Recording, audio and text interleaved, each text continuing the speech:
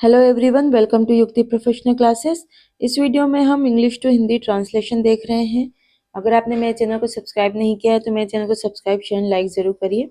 चलिए स्टार्ट करते हैं। पहला है, the supreme court while interpreting the provision of the constitution has emphasised the need for the harmonious balance between the protection of fundamental rights and the need for public order.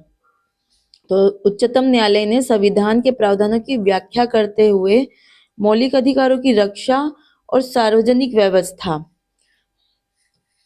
की आवश्यकता के बीच सामंजस्यपूर्ण संतुलन, तो हार्मोनियस बैलेंस मतलब सामंजस्यपूर्ण संतुलन की आवश्यकता पर बल दिया है। फिर नेक्स्ट है, under the provision of the consumer protection act 1986, a consumer can file a complaint in a district forum if the goods or service purchased do not meet the required standard.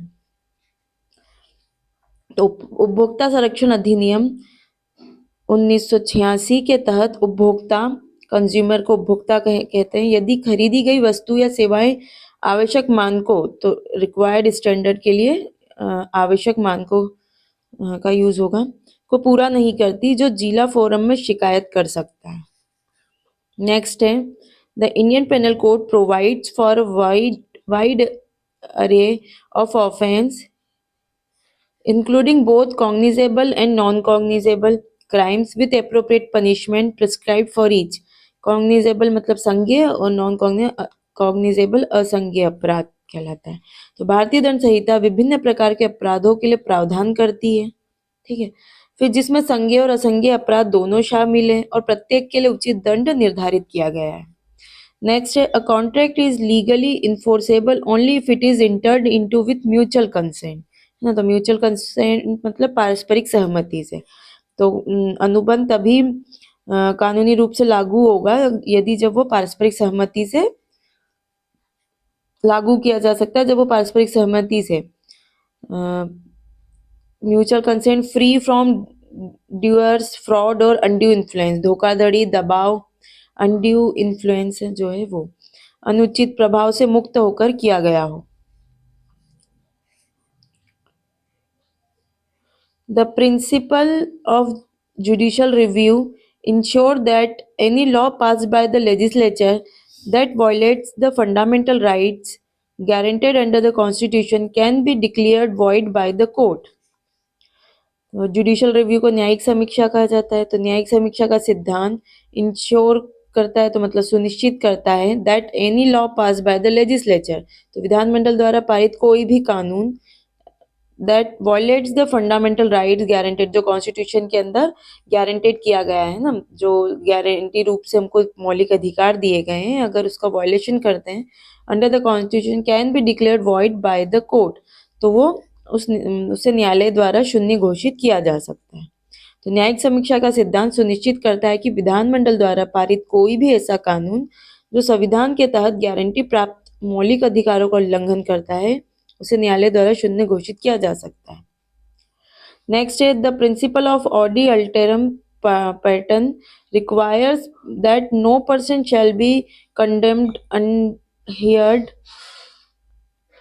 and every individual must given a fair opportunity to present their case before the court ना। तो ये जो सिद्धांत है ये क्या बताता है, ये आवश्यक करता है कि किसी भी व्यक्ति को बिना सुने दोषी नहीं ठहराया जा सकता और प्रत्येक व्यक्ति को न्यायालय के समक्ष अपना मामला प्रस्तुत करने का उचित अवसर दिया जाना चाहिए, क्योंकि यहाँ मस्ट है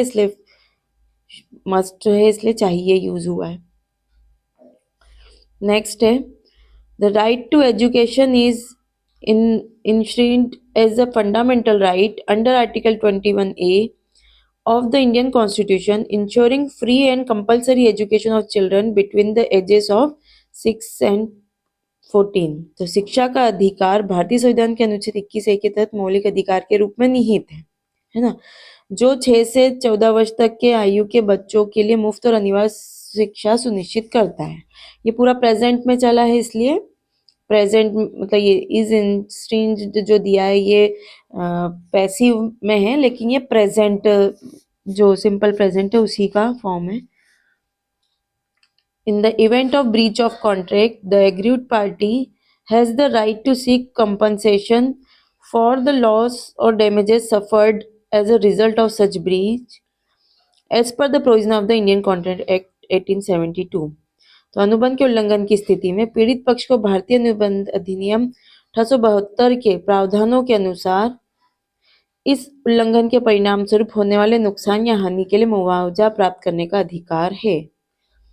नेक्स्ट है according to principles of natural justice, तो प्राकृतिक न्याय के सिद्धांत के अनुसार every individual has the right to be heard before any administrative decision is made that may affect their rights और इंटरेस्ट। प्राकृतिक न्याय के सिद्धांतों के अनुसार प्रत्येक व्यक्ति को यह अधिकार है कि उनके अधिकारों या हितों को प्रभावित करने वाले किसी भी प्रशासनिक निर्णय से पहले उन्हें सुना जाए। नेक्स्ट है the term public nuisance under section 268 of the Indian penal code refers to any act or omission that causes harm, injury, or discomfort to the public at large and can result in criminal liability। तो भारतीय दंड संहिता की धारा 268 के तहत सार्वजनिक उपद्रव या लोक न्यूसेंस शब्द किसी भी ऐसे कृत्य या चूक को संदर्भित करता है जो सामान्य जनता को हानि, चोट या असुविधा पहुंचाता है और इसके परिणाम स्वरूप आपराधिक जिम्मेदारी हो सकती है। चलिए आज के लिए इतना ही, मिलते हैं नेक्स्ट वीडियो में।